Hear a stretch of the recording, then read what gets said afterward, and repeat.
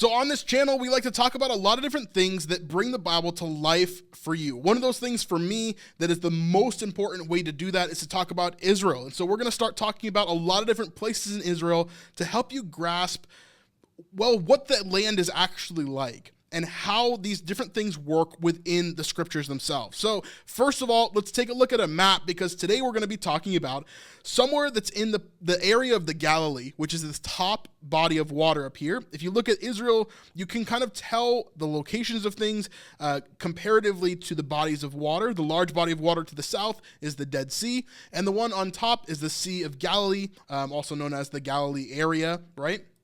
Now, if we zoom in on this area, you're going to see a lot of different places that you probably recognize some of these locations, right?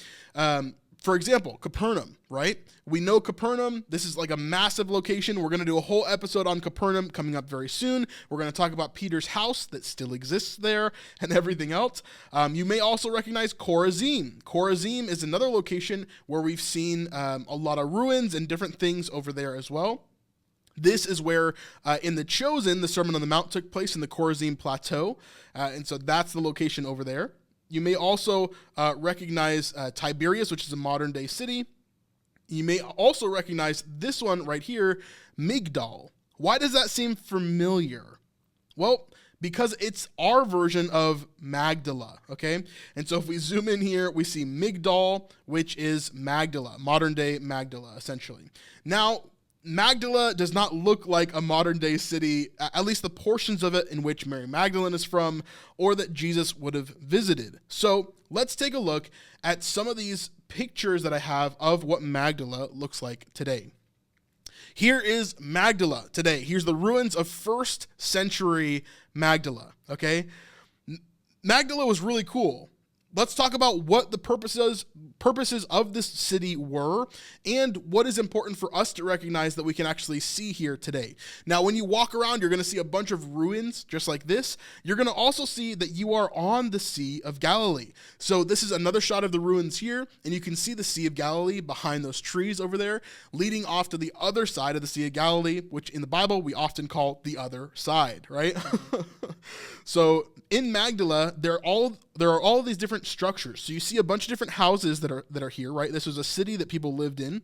But you also see a lot of different structures closer to the water, some of which I don't have pictures of. But there were piers, and there were fish beds and different things that they actually created, fish kind of troughs that they created at Magdala. This is really, really important because Magdala was a fishing village. They found things here like boats and obviously fishing troughs and different piers and different things like that that are part of this city. So it shows us what the purpose of this city was. I believe there was actually like a tower that helped them to do different things with fishing as well here. One of the most significant discoveries that they made in Magdala was actually one of very few first century synagogues. Now, this is a picture that I took back in February of this first century synagogue. It's amazing. I mean, this place is really, really cool. The entire synagogue is 11 by 11 feet. That's it. It's very, very small, smaller than this room that I'm in right now.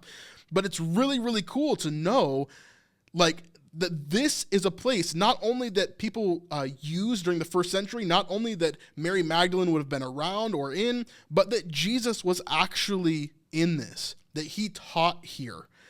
That is a massive, massive deal, because it says in the scriptures that Jesus went around the whole area of the Galilee preaching and teaching at all of the synagogues in the area. That means that he went to Chorazim, where there's a first century synagogue there. That means that he went to Capernaum, where there's a first century synagogue there. That means that he went to Magdala, where there's a first century synagogue. So cool. Now, you might be asking yourself, what is this box in the middle of the synagogue?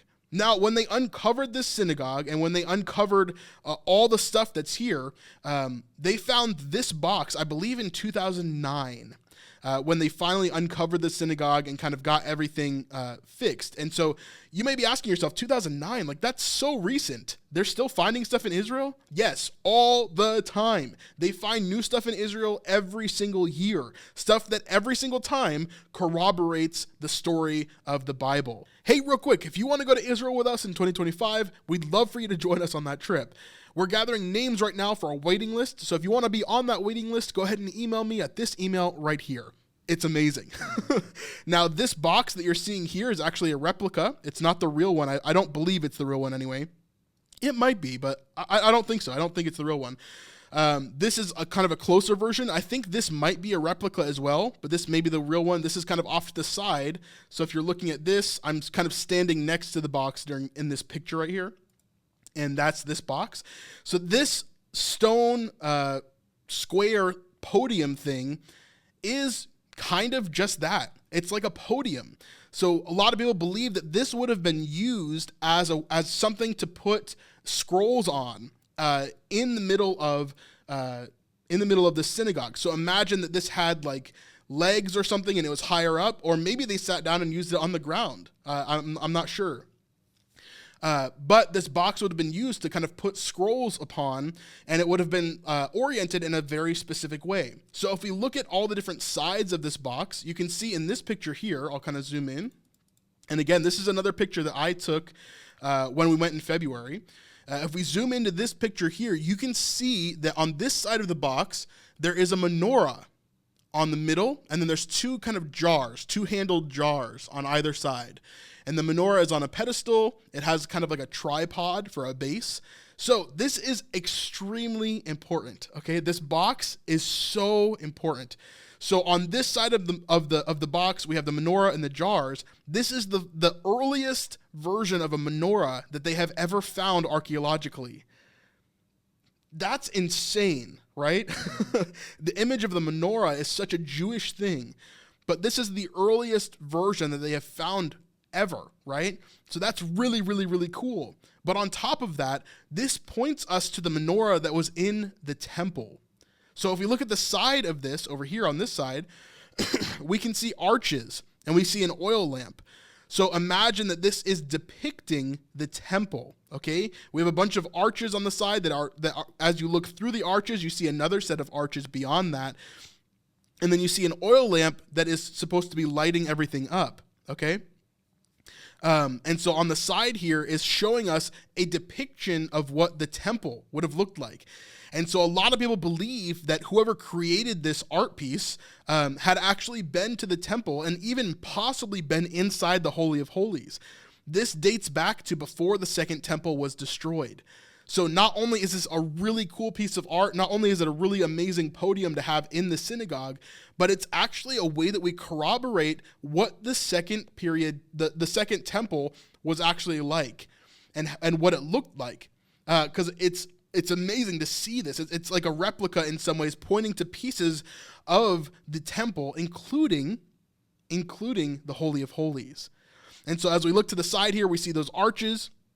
Really, really, really cool stuff. We see the menorah on this side. Now, if we look over here, we actually see these wheels, okay?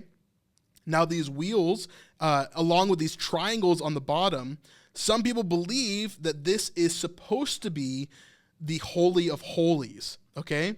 And so it's the wheels, if you read in Scripture, you know that the wheels are often a symbolism of kind of this heavenly realm, right?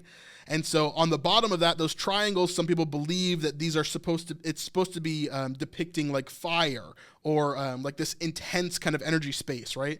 And so this is what some people believe to be the inside the Holy of Holies, like the entrance to the Holy of Holies. Here's the side of it here, so you can see that a little bit better. You see the arches all over here, along with an oil lamp that would have kind of lit up the space, right? So really, really, really cool. So this is the top of that of the stone, okay? And I believe this is the original stone depicted here. So this is the top of the stone. Now, what can we see? We see a couple of different things, okay?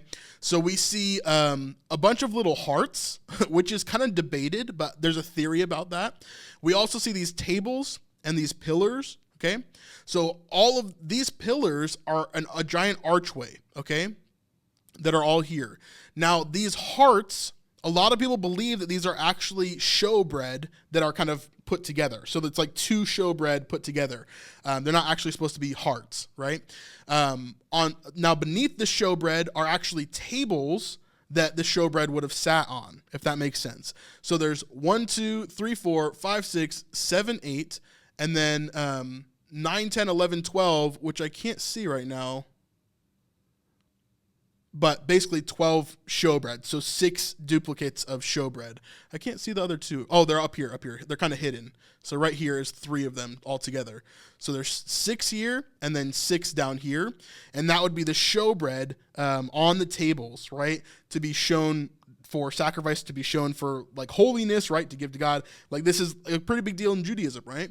And then also the centerpiece, which people are calling the rosette in the center, this could be depicting the veil of the Holy of Holies, okay? So this is really, really important because people like Josephus, who is a historian from right after Jesus' time, he says, because he actually witnessed a lot of these different things, he says that the veil in the temple actually was decorated with flowers and different things like that. And so this could be an example of what was on the veil for the Holy of Holies, okay? So if we go back to our pictures that we saw previously, we can see that this could be the Holy of Holies, which is covered up by that veil that we saw previously. So really, really, really cool stuff. I love Magdala, just knowing that it was a fishing village, knowing that that Jesus taught here for sure. And to me, there's even more to it than that, right? I love Magdala. I love seeing it. I love being there in person. For me, though, I think the most powerful thing comes when I understand Mary Magdalene with Jesus in his ministry, right? So we see in the Gospel of Luke how Jesus interacts with all of these different women, right? Joanna included, who he healed from these different diseases or healed from demons or healed from whatever, right? And then he took them along with him, teaching and preaching in all these different areas. And so we know that Mary Magdalene was most likely with Jesus when he was preaching in Magdala. So for me, this blows my mind because can you imagine being a resident of Magdala, knowing this crazy woman, right, who had been possessed by demons, who was dealing with all this different stuff, and then there's a preacher man who comes and he is saying things that you've never heard before. And it's so hard to understand what he's saying and you don't really believe what he's saying. But then you look over at Mary and you realize that what he's saying has to be true because he healed her from demons. He took out 7 demons from her, made her whole. She's no longer crazy Mary that runs around doing crazy things, right? She is Mary Magdalene, a follower of Jesus Christ, someone completely different who you never could have realized or recognized previously. That to me is crazy. And that's why I love going to Israel. That's why I love seeing these things, understanding the history of what's going on, right? Understanding all of what is like physically, historically, archaeologically, geographically going on in the scriptures. It starts to make a lot more sense to you as to why certain things are happening. I don't know. It's just so cool to me. If you like this small portion of our live stream, you can check out the whole entire live stream over on our Patreon at patreon.com/thesnipelife. This is by far the best way to help support us and to keep us doing amazing things in the future of these videos. There's a lot of stuff we have planned, so I want you to be a part of it. All right, we'll see you on the next one. Peace.